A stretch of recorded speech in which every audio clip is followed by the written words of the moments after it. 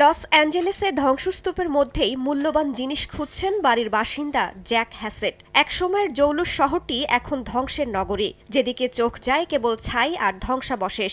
চোখ ধাঁধানো বাড়ি আগুনে পুড়ে মাটির সঙ্গে মিশে গেছে, তারপরও পুড়ে যাওয়া বাড়িতে ফিরতে দীর্ঘ গাড়ির সারি সড়কে। আমরা মাত্র বাড়িতে ফিরেছি, কিছু জিনিস খোঁজার চেষ্টা করছি। মাটির কিছু পাত্র খুঁজে পেয়েছি, বাসনপত্র সহ আরো কিছু খুঁজে পেয়েছি, কিছু প্রয়োজনীয় জিনিস পাচ্ছি না। আমার ধারণা সব ধ্বংস হয়ে গেছে। আমার ভবনটি অর্ধেক ক্ষতিগ্রস্ত হয়েছে আর অর্ধেক এখনো দাঁড়িয়ে আছে। আমি এটা দেখার জন্য উদ্বিগ্ন।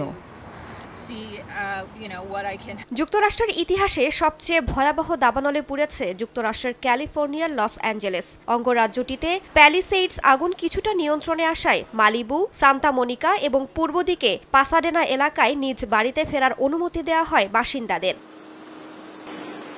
ক্যালিফোর্নিয়ার ফরেস্ট্রি এবং ফায়ার প্রোটেকশন বলছে, প্যালিসেইডস ও ইটন আগুনে 16,000-এর বেশি অবকাঠামো ক্ষতিগ্রস্ত হয়েছে। প্যালিসেইডস ছিল সবচেয়ে ভয়াবহ আগুন। লস অ্যাঞ্জেলেস এখন ছাই, ধুলা, ধোঁয়া আর ধ্বংসস্তূপে পূর্ণ। শহরটি বাসযোগ্য করতে ও পরিবেশগত সুরক্ষায় প্রতিদিন বর্জ্য অপসারণের পাশাপাশি অঞ্চলটির মাটি পরীক্ষা, বাতাস পর্যবেক্ষণ করা হবে বলে জানানো হয়। গবেষণায় বলা হয়েছে, জলবায়ু পরিবর্তনের বিরূপ প্রভাবের কারণে লস অ্যাঞ্জেলেসে দাবানল ভয়াবহ রূপ নেয়।